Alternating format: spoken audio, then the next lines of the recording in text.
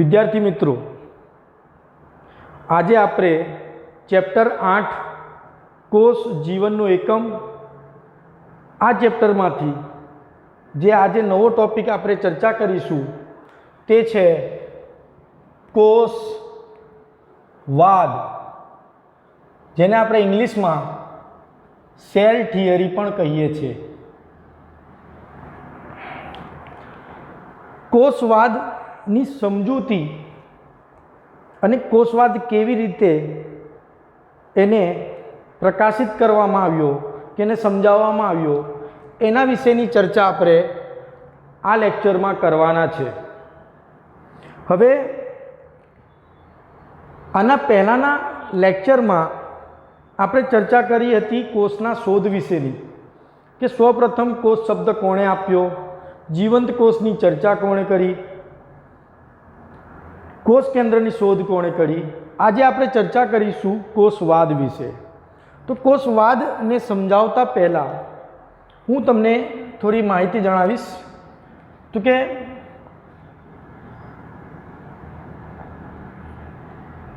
મેથિસ Schleiden આ એક વૈજ્ઞાનિક હતા, જર્મન વનસ્પતિ શાસ્ત્રી હતા।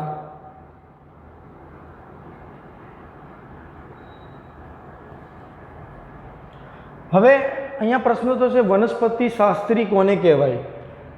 તો કે વનસ્પતિ શાસ્ત્રી એને કહેવાશે કે જે વનસ્પતિ પર અભ્યાસ કરે। જો વનસ્પતિ પર અભ્યાસ કરતા હોય એને એ અભ્યાસને આપણે બોટની કહીશું। વનસ્પતિના અભ્યાસને બોટની કહેવામાં આવશે અને બોટનીનો અભ્યાસ કરનાર વ્યક્તિને વનસ્પતિ શાસ્ત્રી અથવા તો બોટનિસ્ટ કહીશું।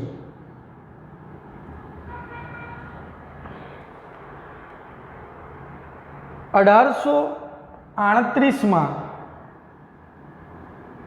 મેથિસ સ્લીડન, જર્મન વનસ્પતિ શાસ્ત્રી, એને શોધ કરવા માટે કે વનસ્પતિમાં પણ કોષ હશે, હોય તો કેવો હશે એની ઉત્સુકતા જાગી। તો મેથિસ સ્લીડને વનસ્પતિ કોષનો અભ્યાસ કર્યો। તો 1838માં સ્લીડને વિવિધ વનસ્પતિમાંથી વનસ્પતિ કોષનો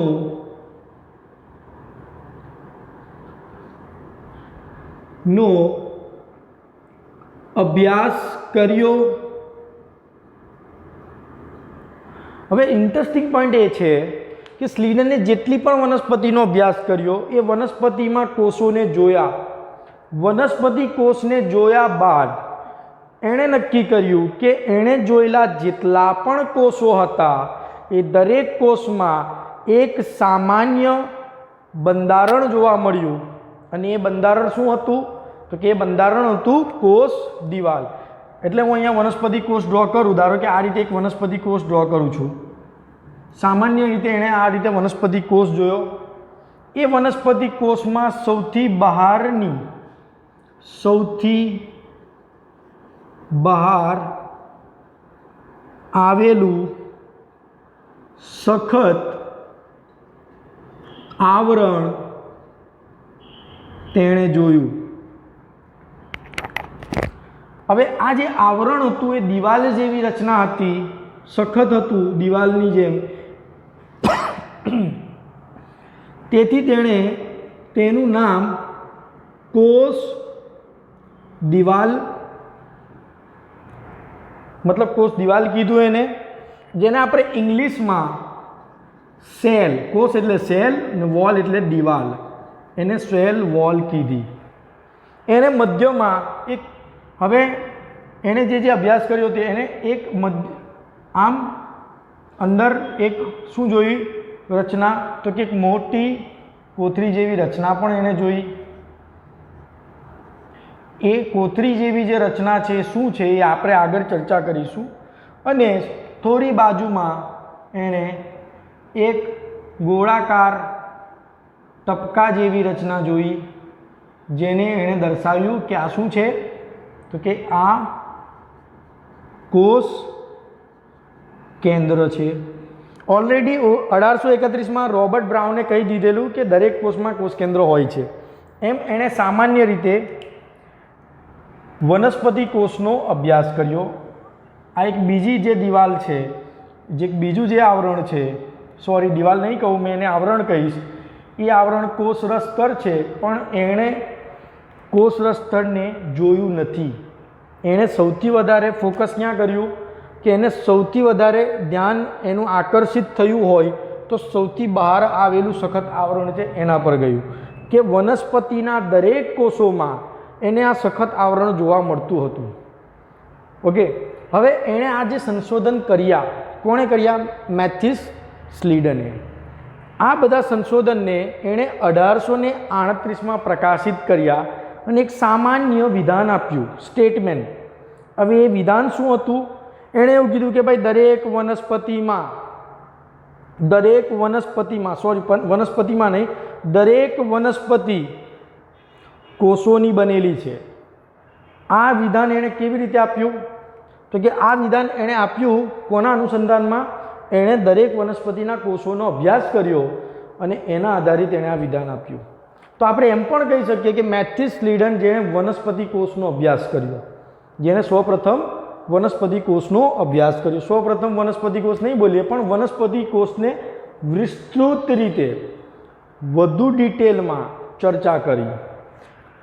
હા, તો બીજું એણે એવું કીધું કે વનસ્પતિ કોષમાં સૌથી બહાર જે સખત આવરણ છે એ કોષ દિવાલ છે. એણે એને કોષ દિવાલ નામ આપ્યું. તો આ રીતે એક સામાન્ય વનસ્પતિ કોષ જે સ્લીડને અભ્યાસ કર્યો વનસ્પતિમાંથી.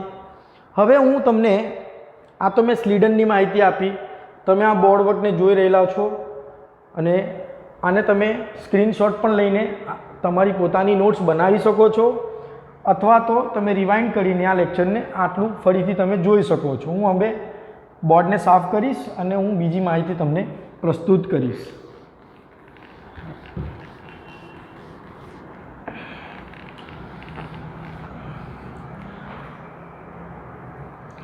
મેથિસ સ્લીડને 1838માં કોનો અભ્યાસ કર્યો? વનસ્પતિ કોષનો. બીજા એક વૈજ્ઞાનિક હતા થિયોડર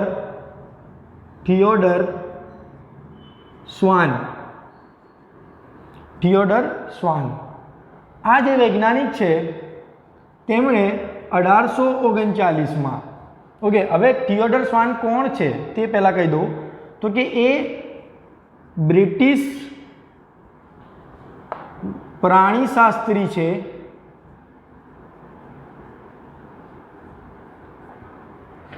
ફરીથી પ્રશ્ન થશે કે સર પ્રાણીશાસ્ત્રી કોને કહે? તો સિમ્પલ, જે વ્યક્તિ પ્રાણીઓ પર અભ્યાસ કરે એને પ્રાણીશાસ્ત્રી કહેવાય.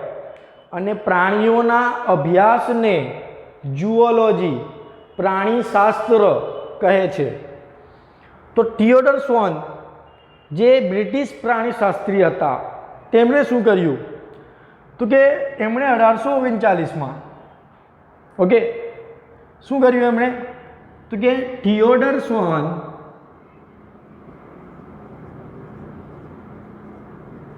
સ્વાને પ્રાણી કોષનું, વિવિધ પ્રાણીઓમાંથી પ્રાણી કોષનું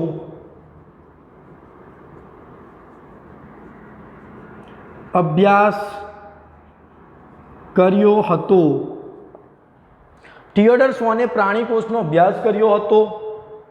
આ થિયોડર સ્વાને જે પ્રાણી કોષનો અભ્યાસ કર્યો એમાં એમણે શું નવીનતા જોઈ, બરાબર, એ આપણે જોઈ લઈએ. ધારો કે હું સમજો કે થિયોડર સ્વાને જ્યારે પ્રાણી કોષનો અભ્યાસ કર્યો તો એણે આ રીતે પ્રાણી કોષને જોયો હશે. તો કે આ ડ્રો કર્યું, એમાં એને આ રીતે અંદર પ્રવાહી જોવા મળ્યું. આ પ્રવાહી શું છે એ થિયોડર સ્વાને સંપૂર્ણ રીતે સમજાવ્યું નથી. એને કોઈ બીજા વૈજ્ઞાનિકે સમજાવ્યું છે. કયા વૈજ્ઞાનિકે સમજાવ્યું છે એ હું તમને આગળના લેક્ચર્સમાં કહીશ. પણ સેમ છે કે જે રીતે વનસ્પતિ કોષમાં કોષ કેન્દ્ર જોવાયું એવી જ રીતે પ્રાણી કોષમાં પણ શું જોવાશે? કોષ કેન્દ્ર જોવા મળ્યું. તો કે મધ્યમાં કોષ કેન્દ્ર હતું અને આ રીતે પ્રવાહી હતું.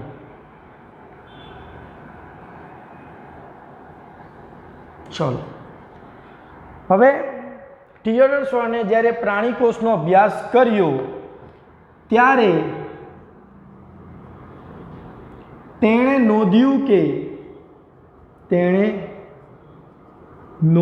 કે પ્રાણી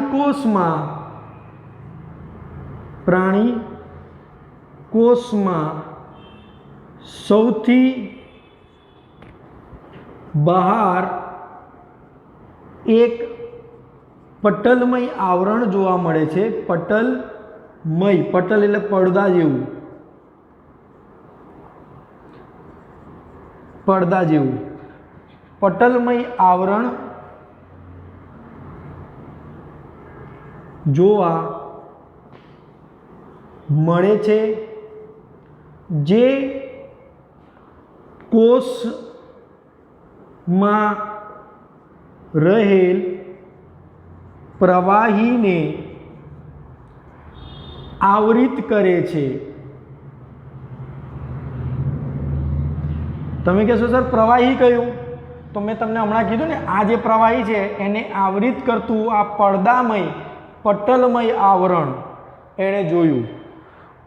તો એણે તે પટલમય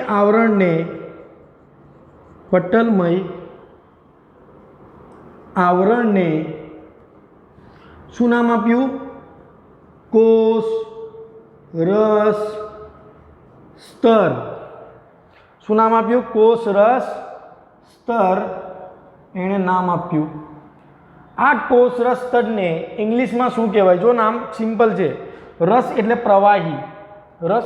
પ્રવાહી. તો આ જે પ્રવાહી છે એને ઇંગ્લિશમાં પ્લાઝ્મા કહેવાય. શું કહેવાશે? પ્લાઝ્મા. કોષ એટલે સેલ ને સ્તર એટલે મેમ્બ્રેન, પટલ. તો અહીંયા એનું ઇંગ્લિશ નામ થશે સેલ, પ્લાઝ્મા મેમ્બ્રેન. કાં તો તમે એને પ્લાઝ્મા મેમ્બ્રેન બોલો, કાં તો ખાલી સેલ મેમ્બ્રેન બોલો, બંને સાચું રહેશે. મેં અહીંયા બંનેને કમ્બાઈન બોલું છું, પણ તમે આ રીતે પણ બોલી શકો. ફક્ત પ્લાઝ્મા મેમ્બ્રેન બોલો કાં તો ફક્ત સેલ મેમ્બ્રેન, બંને સાચું રહેશે. તો આ રીતે એણે કોષરસ સ્તર નામ આપ્યું. એણે આવરણનો અભ્યાસ કર્યો. જો મેં તમને પહેલાં વનસ્પતિ કોષ કે જે થિયોડર સ્વાને જોયો અને વનસ્પતિ કોષ કે જેણે સ્લીડને જોયો અને થિયોડર સ્વાને પ્રાણી કોષને જોયો, તો તમે મને કહો કે પ્રાણી કોષ અને વનસ્પતિ કોષ જે સ્લીડન અને સ્વાને જોયા, અભ્યાસ કર્યો, તો શું તફાવત જોવા મળ્યો? તફાવત શું જોવા મળ્યો? તફાવત એ જોવા મળ્યો કે પ્રાણી કોષની અંદર કોષ દિવાલ હોતી નથી. પ્રાણી કોષમાં કોષ દિવાલ હોતી નથી. ક્યાં નથી હોતી ભાઈ? તો કે પ્રાણી કોષમાં કોષ દિવાલ હોતી નથી. હવે આ શું હતું? તો કે આ બંને વૈજ્ઞાનિકોનું અનુમાન હતું. હવે મેં તમને પહેલાં પણ કીધું હતું શું? તો કે આ 1838 એટલે કે 19મી સદીની વાત છે. 19મી સદીમાં ના સંદેશા વ્યવહાર હતો કે ન વાહન વ્યવહાર હતો. એટલે 19મી સદીમાં જ્યારે કોઈ વૈજ્ઞાનિક પોતાનું કંઈ કામ કરે, એને આખા વિશ્વ સમક્ષ એની જ્યારે રજૂઆત કરવી હોય તો એ તરત જ નથી કરી શકતો, કારણ કે સંદેશા વ્યવહાર અને વાહન વ્યવહાર હોતો નથી. તો હમણાં કેવું છે તો કે હમણાં તો જો હું તમારી જોડે ઓનલાઈન લેક્ચર અટેન્ડ કરી રહેલો છું, તમે લોકો મારી જોડે આ ટૉપિક પર ચર્ચા કરી રહેલા છો, તો આ પોસિબલ છે આજે, કારણ કે આજે કમ્યુનિકેશન ઘણું એડવાન્સ થઈ ગયું છે. પરંતુ 1838 1839માં તો કે કોઈ સંદેશા વ્યવહાર નહીં. તો શું થયું, મેથિસ સ્લીડને પોતાનું જે સંશોધન છે એને લઈને એ બધા વૈજ્ઞાનિકો શું કરે કે પોતપોતાના સંશોધન લઈને ભેગા મળે અને પછી એક એક કરીને બધા વૈજ્ઞાનિકો પોતાના સંશોધનની રજૂઆત કરે. તો અહીંયા મેથિસ સ્લીડને પોતાના સંશોધનની રજૂઆત કરી. એણે શું રજૂઆત કરી કે હું મેથિસ સ્લીડન વનસ્પતિ શાસ્ત્રી જર્મનીનો, મેં વનસ્પતિને ખૂબ જ ડિટેલમાં જોઈ અને મેં નોંધ્યું, મેં વનસ્પતિ કોષનો અભ્યાસ કર્યો અને મને વનસ્પતિ કોષમાં અલગ અલગ વનસ્પતિના વનસ્પતિ કોષને જોયા અને મને શું જોવા મળ્યું, તો કે મને જોવા મળ્યું કે વનસ્પતિ કોષની અંદર કોષ દિવાલ હોય છે. અને મેં બીજું એક સ્ટેટમેન્ટ એ આપું છું, એટલે કે હું નહીં, મેથિસ સ્લીડન આપે છે, તો કે કહે છે કે દરેક વનસ્પતિ કોષોની બનેલી છે, કારણ કે મેં એનો અભ્યાસ કર્યો છે, મેં વનસ્પતિ કોષનો અભ્યાસ કર્યો છે. હું કહું છું કે દરેક વનસ્પતિ કોષની બનેલી છે અને એ જે વનસ્પતિ છે એના કોષની અંદર કોષ દિવાલ આવે છે સૌથી બહાર. તો જ્યારે આ સંશોધન મેથિસ સ્લીડન દર્શાવી રહ્યો હતો બીજા વૈજ્ઞાનિકોને, ત્યારે થિયોડર સ્વોને, જેવી રીતે આપણે ક્લાસમાં કહે ને સર કે ભાઈ આવું કંઈ થોડું હોતું હશે, મેં તો આવું જોયું, આપણે નોર્મલી આમ વાત કરીએ છીએ ને, એવી જ રીતે થિયોડર સ્વોને શું કર્યું, થિયોડર સ્વોને જે પોતાનું કામ હતું એની રજૂઆત કરી. એણે શું કીધું કે હું થિયોડર સ્વાન પ્રાણીશાસ્ત્રી, મેં વિવિધ પ્રકારના પ્રાણીઓની અંદર પ્રાણીકોષનો અભ્યાસ કર્યો, મને પ્રાણીકોષમાં કોષ દિવાલ જોવા મળી નહીં. મેં તો સૌથી બહાર એક આવરણ જોયું જેને મેં નામ આપેલું છે કોષરસ સ્તર, પ્લાઝ્મા મેમ્બ્રેન. તો હવે શું થયું, એ બે વૈજ્ઞાનિકો વચ્ચે વાદ વિવાદ થયો, ચર્ચાઓ થઈ. બંને વૈજ્ઞાનિકો શું કર્યું કે આ જે વૈજ્ઞાનિક છે જેણે વનસ્પતિ પર અભ્યાસ કર્યો, આ જે વૈજ્ઞાનિક છે કે જેણે જેના પર અભ્યાસ કર્યો, પ્રાણીઓ પર અભ્યાસ કર્યો, આ બંનેએ પોતાના સંશોધનની આપ-લે કરી, ચર્ચા કરી કે જો મેં આ કર્યું, પેલો ભાઈ કે મેં આ કર્યું છે, મેં વનસ્પતિમાં આવું જોયું, મેં પ્રાણીઓમાં આવું જોયું. આ રીતે બંનેએ ચર્ચા કરીને બંનેએ પોતાની સહમતિથી, પોતાની સમજૂતીથી બે વિધાનો આપ્યા. એ કયા બે વિધાનો આપ્યા, તો કે પહેલું વિધાન એમણે શું આપ્યું, તો કે પહેલું વિધાન આપ્યું કે બધા પ્રાણીઓ અને બધી વનસ્પતિ, જો એકે પ્રાણી પર અભ્યાસ કર્યો હતો, એકે વનસ્પતિ પર અભ્યાસ કર્યો હતો, તો પહેલું જે વિધાન હતું એમનું એ હતું કે બધા પ્રાણીઓ અને બધી વનસ્પતિઓ કોષોની બનેલી છે અને કોષની નીપજની બનેલી છે. ઓકે, એને ઇંગ્લિશમાં કહીએ ને તો આ રીતે કહીએ કે all the organisms are made up of cell and there products. તો આ જે વિધાન છે એને ગુજરાતીમાં આપણે શું કહીશું કે બધા ઓર્ગેનિઝમ્સનું મેં ત્યાં કીધેલું છે, પણ અહીંયા એણે પ્રાણીઓ અને વનસ્પતિ વિશે કીધું હતું પહેલાં, પછી એને અપડેટ કરીને એમણે ઓર્ગેનિઝમ્સ વિશે કીધું. તો પહેલાં જે વિધાન હતું એ આ હતું કે પ્રાણીઓ અને વનસ્પતિઓ કોષ અને કોષની નીપજના બનેલા છે. આ સ્ટેટમેન્ટ એમણે આપ્યું. આવું સ્ટેટમેન્ટ આપવાનું રીઝન શું, જો થિયોડર સ્વોન પ્રાણીશાસ્ત્રી હતો, એણે જ્યારે પ્રાણી કોષનો અભ્યાસ કર્યો તો એને કોષ દિવાલ જોવા મળી નહીં. પછી મેથિસ સ્લીડન વનસ્પતિ શાસ્ત્રી છે, એણે વનસ્પતિ કોષનો અભ્યાસ કર્યો, એને કોષ દિવાલ જોવા મળી. અહીંયા એ લોકોએ એવું અનુમાન લગાવ્યું કે કોષ પોતાની જરૂરિયાત મુજબ પોતાની નીપજ બનાવે છે. વનસ્પતિમાં કોષ દિવાલની જરૂરિયાત હતી કારણ કે એને કોષનું રક્ષણ કરવાનું છે, કોષને શું મજબૂતાઈ પૂરી પાડવાની છે, કારણ કે વનસ્પતિ સ્ટેટિક હોય છે. સ્ટેટિક એટલે સ્થિર, એ હલનચલન નથી કરી શકતો. તો કુદરતી અને કૃત્રિમ આફતોથી રક્ષણ મેળવવા માટે એણે પોતાને મજબૂત રહેવું પડશે. એટલે એનામાં કોષ દિવાલ હાજર હશે તો એ પોતાની મજબૂતાઈ ટકાવી રાખશે. જ્યારે પ્રાણી કોષોમાં શું છે તો કે એનામાં કોષ દિવાલ નથી. એનો મતલબ શું થયું? કોષે અહીંયા કોષ દિવાલ નથી બનાવી. કેમ? કેમ કે એની જરૂર નથી. તો કોષ દિવાલ એકચ્યુઅલમાં એની નીપજ છે કે કોષને વનસ્પતિમાં કોષ દિવાલની જરૂરત પડી એટલે તેણે ત્યાં કોષ દિવાલ બનાવી, નીપજ બનાવી. પ્રાણીમાં કોષ દિવાલની જરૂરત નથી એટલે ત્યાં એણે કોષ દિવાલ ન બનાવી. તો આના કારણે એમણે આ સ્ટેટમેન્ટ આપ્યું કે બધા સજીવો, એકચ્યુઅલમાં પહેલાં આ સ્ટેટમેન્ટ હતું કે બધા પ્રાણીઓ અને વનસ્પતિઓ કોષોના બનેલા છે અને કોષોની નીપજના બનેલા છે. પછી શું થયું કે આ જ્યારે વિધાન આપ્યું પછી એમણે ઘણું બધું સઘન ચર્ચા કરી. સઘન એટલે કે ડિટેલમાં એમણે ચર્ચા કરી પોતાના સંશોધનની. બીજું એક સ્ટેટમેન્ટ એમણે આપ્યું. બીજું સ્ટેટમેન્ટ શું હતું તો કે બીજું સ્ટેટમેન્ટ હતું કે કોષ એ સજીવનો પાયાનો એકમ છે. પાયાનો એકમ મતલબ સમજાવું તમને. જેવી રીતે આપણે કોઈ ઘર બનાવવું હોય તો ઘર બનાવવા માટે મુખ્ય જરૂરિયાત શું હશે? સિમેન્ટ હશે, રેતી હશે, કપચી હશે? તો કે ના, મુખ્ય જરૂરિયાત ઈંટ હશે, ઈંટ. તો કોઈ ઘર બનાવવા માટે આપણને ઈંટ જોઈએ છે.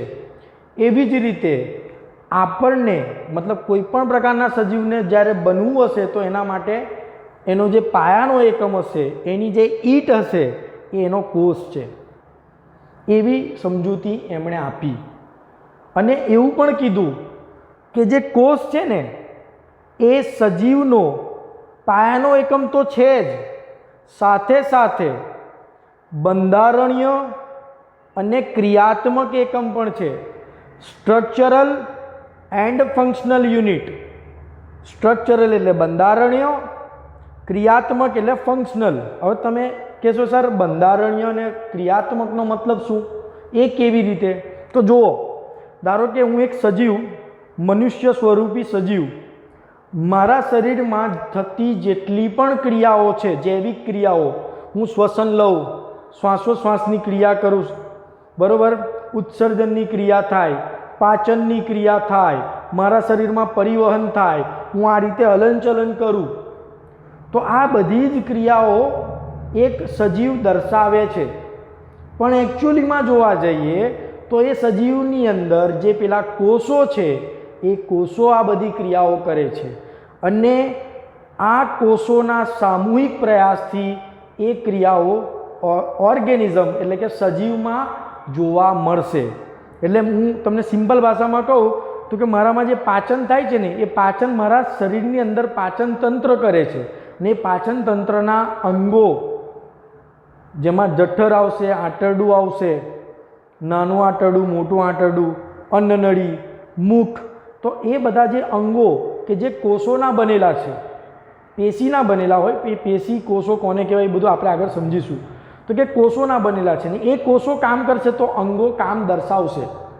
અને અંગો કામ દર્શાવે એટલે એ પ્રજનન એ અંગતંત્ર પણ કામ દર્શાવે. એટલે આ સમજૂતી કે અલ્ટિમેટલી આપણે જે કંઈ કામ કરીએ છીએ એ એકચ્યુઅલીમાં કોણ કરે છે? આપણા પાયાનો એકમ એટલે કે કોષ કરે છે. એટલે એક સ્ટેટમેન્ટ એમણે આ આપ્યું કે સજીવમાં કોષ એ સજીવનો પાયાનો એકમ છે, તેનો બંધારણીય અને તેનો રચનાત્મક એટલે કે એનો બંધારણીય અને ક્રિયાત્મક એકમ છે. એવી રીતે એમણે બીજું સ્ટેટમેન્ટ આપ્યું. હવે આ જે બંને સ્ટેટમેન્ટ જે એમણે આપ્યા, બંને વિધાનો આપ્યા, એમણે બંનેએ સામૂહિક રીતે એક પેપર, રિસર્ચ પેપર જે આવે એમાં પ્રકાશિત કર્યા. તો એ રિસર્ચ પેપરનું નામ શું છે એ હું તમને કહું છું. હું આને પૂછી કાઢું છું.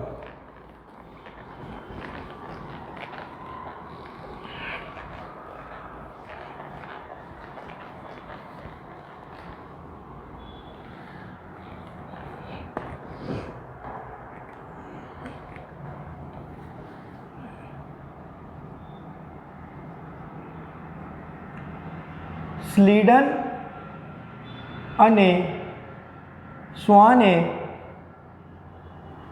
પોતપોતાના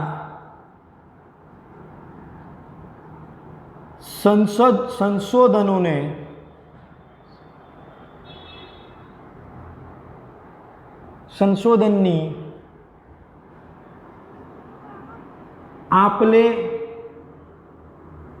કરી અને ચર્ચા કરી.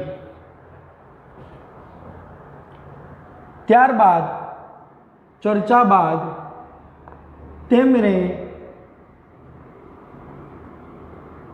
સામૂહિક રીતે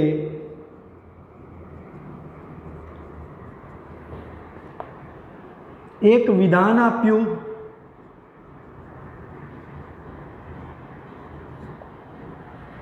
શું વિધાન હતું? બધા પ્રાણીઓ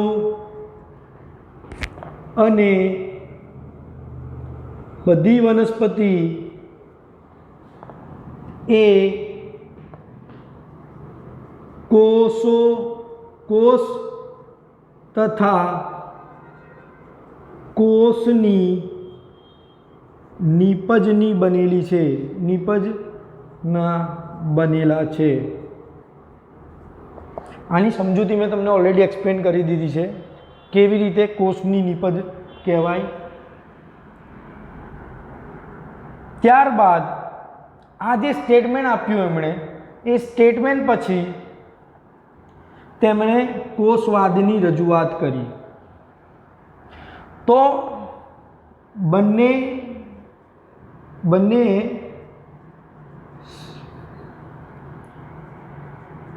સામૂહિક રીતે વધુ સઘન ચર્ચા કરી, સઘન એટલે ડિટેલમાં કરી,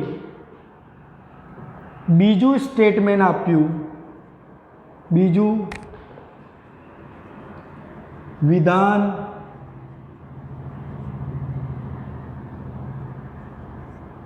આપ્યું. શું આપ્યું? કોષ એ સજીવનો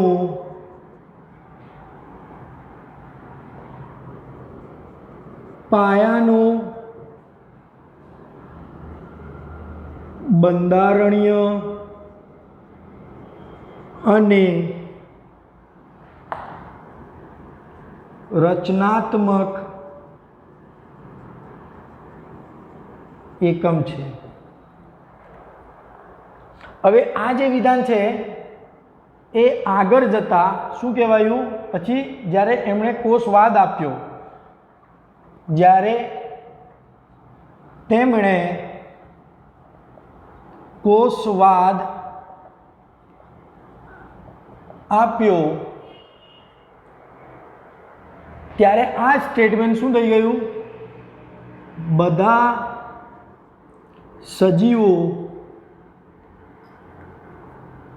સજીવો કોષ તથા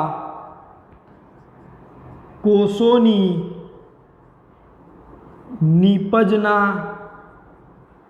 બનેલા છે. અને બીજું સ્ટેટમેન્ટ આ પહેલું સ્ટેટમેન્ટ અને બીજું સ્ટેટમેન્ટ કયું આવશે? કે કોષ એ સજીવનો પાયાનો બંધારણીય અને રચનાત્મક નહીં આવે, બંધારણીય લખ્યું છે એટલે અહીંયા આવશે ક્રિયાત્મક. ત્યાં મારી ભૂલ થઈ ગઈ છે, હું તમને લખી દઉં છું.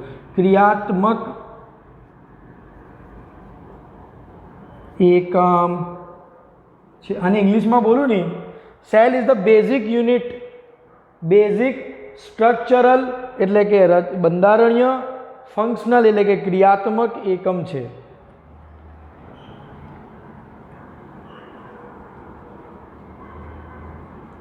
હવે આ જે સેલ થિયરી એટલે કે કોષવાદના જે બે સ્ટેટમેન્ટ એમણે રજૂ કર્યા, એમણે ક્યાં રજૂ કર્યા? તો કે બંને વૈજ્ઞાનિકોએ આ જે બે વિધાનો છે એને એક પેપરમાં પ્રકાશિત કર્યા. પેપરમાં, રિસર્ચ પેપર. વૈજ્ઞાનિકો જે બી કામ કરે ને એને રિસર્ચ પેપરમાં પ્રકાશિત કરે. તો જે રિસર્ચ પેપરમાં આ બે એટલે કે કોષવાદ એને રજૂ કર્યો, એ રિસર્ચ પેપરનું નામ હતું, એનું ટાઇટલ હતું microscopic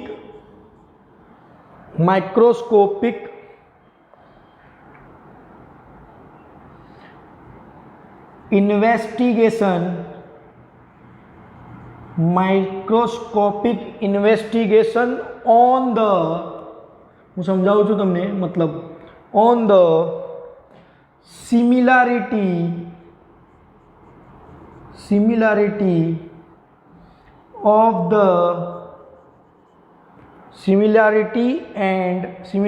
of the growth and structure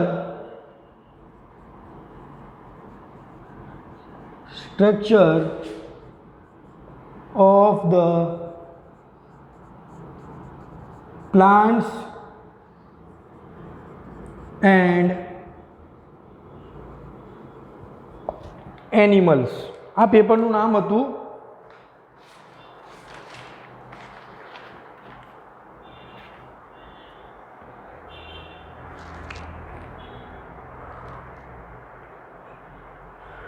પેપરનું નામ શું છે? માઇક્રોસ્કોપિક એટલે સૂક્ષ્મદર્શક યંત્ર દ્વારા ઇન્વેસ્ટિગેટ કરવું એટલે કે સંશોધન કરવું. કોના ઉપર? સિમિલારિટી. કોની સિમિલારિટી? સિમિલારિટી એટલે સમાનતા. કોની સમાનતા? તો કે વનસ્પતિ અને પ્રાણીની સમાનતાને શોધવી. કોની મદદથી? સૂક્ષ્મદર્શક યંત્રની મદદથી. કઈ સમાનતાઓ શોધવી? કે એનો ગ્રોથ એટલે કે એની વૃદ્ધિ કેવી રીતે થાય, અને વનસ્પતિ કોષ અને પ્રાણી કોષનું બંધારણ એટલે કે બંને કોષ કેવા જોવાય છે.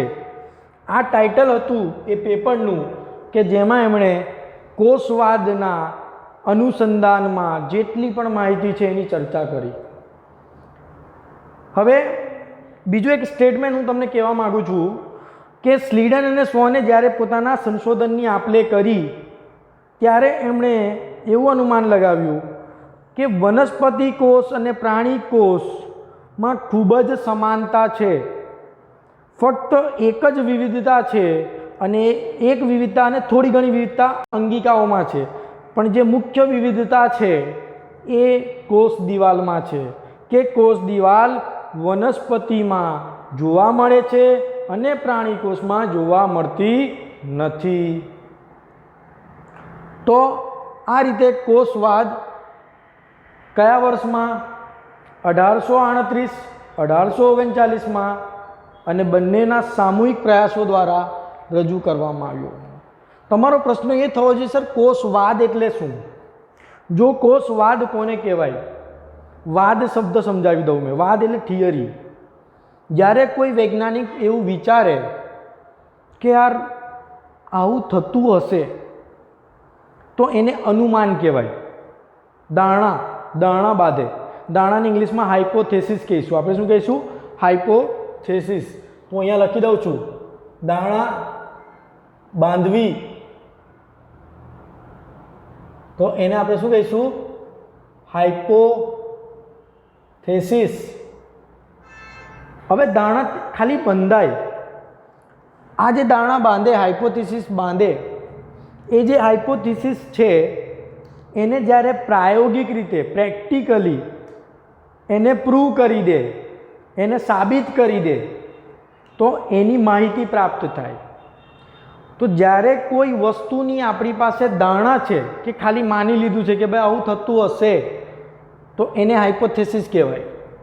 પણ જ્યારે કોઈ વસ્તુની આપણી પાસે માહિતી છે, એનો ડેટા છે, એ ડેટા આપણે પ્રાપ્ત કરેલો છે, તો એને આપણે થિયરી કહીશું. તો આનો મતલબ શું થયો? કોષનો ડેટા આપણી પાસે છે એટલા માટે કોષવાદ કહેવાય, સેલ થિયરી કહેવાય. હવામાં વાત નથી કરી આ બંને વૈજ્ઞાનિકોએ ચર્ચા કરીને એટલે એમની પાસે આ ઇન્ફોર્મેશન છે. તો બધાને ક્લિયર થઈ ગયું સેલ થિયરી કેમ કહીશું? બરાબર છે. કોષ દાણા ના કહેવાય. દાણા ક્યારે કહેવાય? ખાલી માની લીધું હોય. ધારો કે હું અહીંયા કહું કે મને આ ખુરશી છે, એ મને આ ખુરશી ક્યાંક એવું લાગે છે કે આ પહેલાંના જમાનામાં સોફો હશે, તો આ મેં ધારણા બાંધેલી છે, આ મેં અનુમાન કરેલું છે, મેં સાબિત કર્યું નથી કર્યું. તો જ્યારે ધારણાને તમે સાબિત કરી દો કે ના, હું મેં કહી દઉં તમને કે ના જો પહેલાંના જમાનામાં હા આ સોફો જ હતો, આવી રીતે જ ગણાતો હતો, મેં બધા પ્રૂફ આપું, મેં સાબિતીઓ આપું, તો મારી પાસે બધી માહિતી થઈ. અને માહિતીના આધારે જ્યારે તમારી પાસે કોઈ ઇન્ફોર્મેશન હોય તો એને થિયરીના સ્વરૂપમાં પ્રસ્તુત કરી શકાય. ક્લિયર થઈ ગયા આ પોઈન્ટ? તો સ્લીડન અને સ્વાને જે કોષવાદ આપ્યો તેની આ સમજૂતી છે. હજુ કોષવાદ પૂરો થયો નથી, હવે તો ઇન્ટરેસ્ટિંગ ચાલુ થશે. તો હું આને પૂછી કાઢું છું.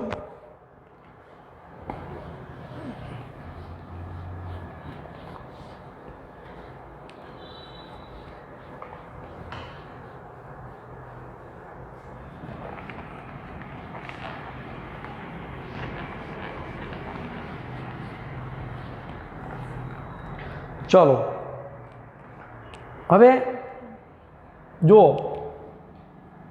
1838-1839 સ્લીડન અને સ્વાન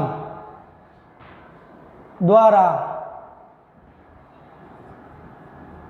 કોષવાદ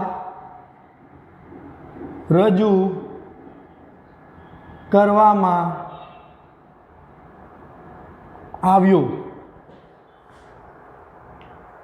હવે અહીંયા પ્રશ્ન એ થાય છે કે આમણે કોષ વિશેની બધી જ સમજૂતી કોષવાદમાં આપી, પણ ઘણા બધા વૈજ્ઞાનિકોને એક પ્રશ્ન થતો હતો કે એમાં એક વૈજ્ઞાનિક છે જેનું નામ છે રુડોલ્ફ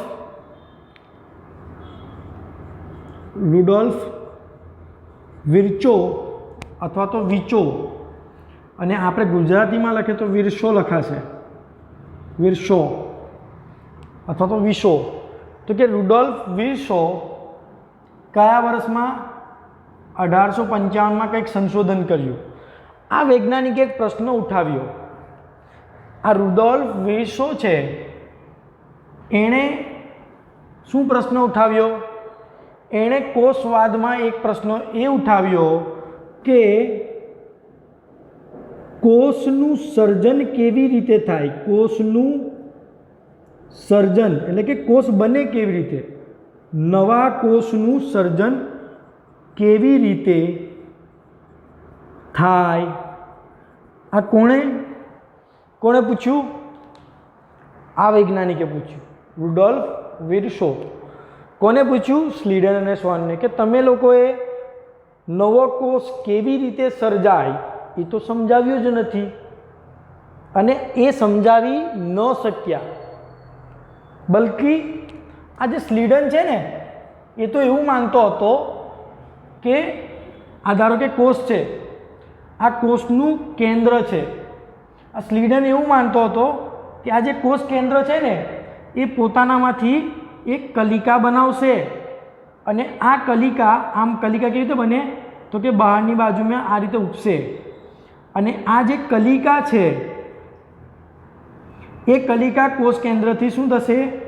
છૂટી પડશે, અને છૂટી પડેલી કલિકા શેમાં? આ હું લખી દઉં છું અહીંયા, છૂટી પડેલી કલિકા. એ કલિકા કોષ, નવો કોષ બનશે, નવો કોષ બનશે. બોલો, આ સ્લીડન આમ માનતો હતો કે કોષ કેન્દ્રમાંથી નવા કોષ બને, પણ એ એકચ્યુઅલીમાં ખોટું હતું. પછી શું થયું? આ પ્રશ્નો કર્યા બાદ હું ભૂસી કાઢું છું. આ પ્રશ્નો કર્યા બાદ રુડોલ્ફ વિર્કોએ પોતાનું સંશોધન ચાલુ કર્યું, અને એની ભાષામાં એક સ્ટેટમેન્ટ આપ્યું, ઓમનિસ સેલ્યુલા ઈ સેલ્યુલા. આ જે વિધાન છે કોણે આપ્યું? રુડોલ્ફ વિર્કોએ. કેવી રીતે? એણે સંશોધન ચાલુ કર્યું 1855માં. એણે એક સ્ટેટમેન્ટ આપ્યું જેનું નામ, જે સ્ટેટમેન્ટ શું હતું? ઓમનિસ સેલ્યુલા ઈ સેલ્યુલા. આનો મતલબ એવો થાય, એને ઇંગ્લિશમાં લખું ને પછી હું એને ગુજરાતીમાં લખીશ. New cell arise from new cell arise from their pre-existing cell. હવે આનું ગુજરાતી લખું છું. આ જે વૈજ્ઞાનિક છે એણે કોષ પર સઘન ડિટેલમાં કોષ પર અભ્યાસ કરવાનું ચાલુ કર્યું. એણે શું કીધું? એણે એવું કીધું કે જે કોષ છે, જો સ્લીડન અને સ્વોને કોષ કેવી રીતે સર્જાય એ સમજાવી શક્યા નહીં. એને કોણે સમજાવ્યું? રુડોલ્ફ વિર્કોએ. કેવી રીતે સમજાવ્યું? એમણે શું કીધું કે આ જે કોષ છે, આ જે કોષ કે જેને આપણે બીજું એક નામ બી આપી શકીએ છીએ, પિતૃકોષ કહીશું. આ કોષ વિભાજન પામે અને એ વિભાજન પામે તો એમાંથી બે નવા કોષનું સર્જન થયું. તો ક્યાં નવા કોષ? નવા કોષોનું સર્જન. તો એના પિતૃકોષમાંથી બે નવા કોષ બન્યા, એ આ સ્ટેટમેન્ટ કહેવા માંગે છે. જો ન્યૂ સેલ્સ એટલે આ કોષો, નવા કોષો. અરાઇઝ ફ્રોમ એટલે કે બનવા. ક્યાંથી બનશે? અરાઇઝ ફ્રોમ પ્રી એક્ઝિસ્ટિંગ, જે પહેલાંથી હાજર હોય એ કોષમાંથી. એનો મતલબ એવો થયો કે નવા સર્જાયેલા કોષો જે અસ્તિત્વ ધરાવતા કોષોમાંથી સર્જન પામે. એટલે આ અસ્તિત્વ ધરાવે છે, આ હાજર છે, હમણાં હાજર છે આ કોષ, અને આ કોષ વિભાજન પામે તો એમાંથી બે નવા કોષો સર્જાય.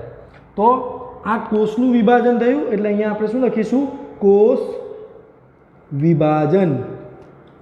તો રુડોલ્ફ વિર્કોએ કોષ પર અભ્યાસ કરીને શું સમજૂતી આપી? ઓમનિસ સેલ્યુલા ઈ સેલ્યુલા. It means new cells arise from their pre existing cells. ખબર પડી ગઈ? એનો મતલબ ગુજરાતીમાં શું થશે કે નવા કોષો તેના પૂર્વ અસ્તિત્વ ધરાવતા કોષોમાંથી સર્જન પામે છે. બરાબર? તો રુડોલ્ફ વિર્કોનું જે સ્ટેટમેન્ટ છે એ સ્ટેટમેન્ટ અહીંયા લખું છું કે નવા સર્જાયેલા કોષો તેના પૂર્વ અસ્તિત્વ ધરાવતા કોષોમાંથી સર્જન પામે છે. આમ રુડોલ્ફ વિર્કોએ આ પ્રશ્નનો જવાબ આપી દીધો. કયા પ્રશ્નનો જવાબ? કે કોષનું સર્જન કેવી રીતે થાય. તો સમજ પડી ગઈ? કોષનું સર્જન કેવી રીતે થશે? જે એનું અસ્તિત્વ ધરાવતો, એટલે મતલબ જે હમણાં હાજર છે એ કોષ જ્યારે વિભાજન પામે તો એમાંથી આ બે નવા કોષો બને. હવે આ કોષ શું કરશે?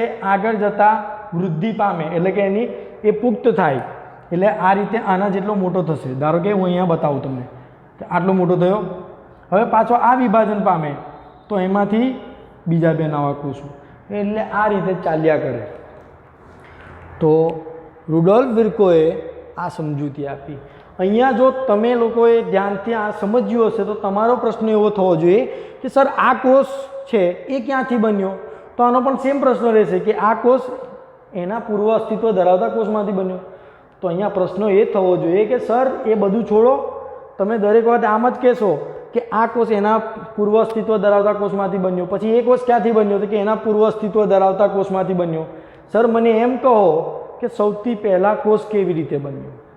તો સૌથી પહેલાં કોષ કેવી રીતે બન્યો એ આપણે ભણીશું. ઉદ્વિકાસ કરીને એક ચેપ્ટર છે 12મા ધોરણમાં, તેમાં ભણીશું, અથવા તો આના પછી આપણે જૈવિક અણુ ભણવાના છે ને એમાં થોડી ઘણી ચર્ચા કરીશું.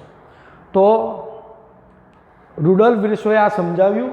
ત્યાર પછી શું થયું તો કે સ્લીડન અને સ્વોને એને માન્યું, બધા બીજા બી જે તે સમયના વૈજ્ઞાનિકો હતા એમણે પણ માન્યું, અને આ 3 વૈજ્ઞાનિકોએ સામૂહિક રીતે કોષવાદના 3 સ્ટેટમેન્ટ આપ્યા, જે હું અહીંયા લખું છું. આ બોર્ડ પર તમે જોઈ લો, સ્ક્રીનશોટ લઈ લો તો હું આગળ વધું. ચલો,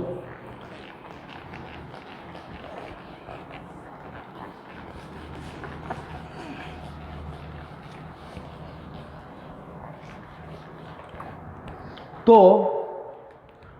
કોષવાદ ઇંગ્લિશમાં લખશું સેલ થિયરી કોના દ્વારા રજૂ કરવામાં આવ્યો? સ્લીડન, સ્વોન, ફરી રજૂ કરવામાં આવ્યો, ફરી, અને રુડોલ્ફ વિર્સો દ્વારા પુનઃ રજૂ કરવામાં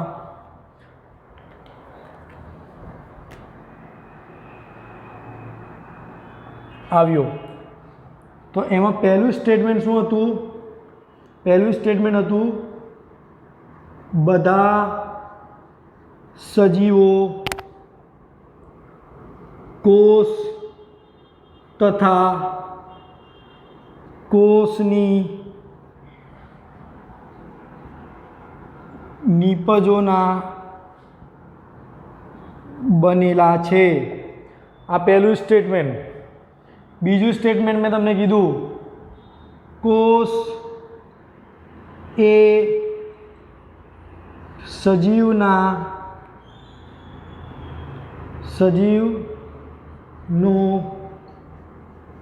પાયાનું બંધારણીય અને ક્રિયાત્મક એકમ છે. ત્રીજું સ્ટેટમેન્ટ જે રુડોલ્ફ વિર્સોએ આપ્યું હતું, શું? તો કે નવા કોષોનું સર્જન તેના પૂર્વ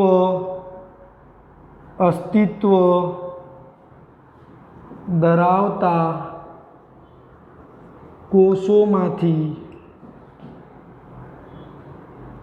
થાય છે. આમ 3 સ્ટેટમેન્ટ વિધાનો કોષવાદના 3 વૈજ્ઞાનિકો દ્વારા સંપૂર્ણ ચર્ચા કર્યા બાદ રજૂ કરવામાં આવ્યા. હું આશા રાખું છું કે તમને કોષવાદ સંપૂર્ણ રીતે સમજમાં આવ્યું હશે. All the best.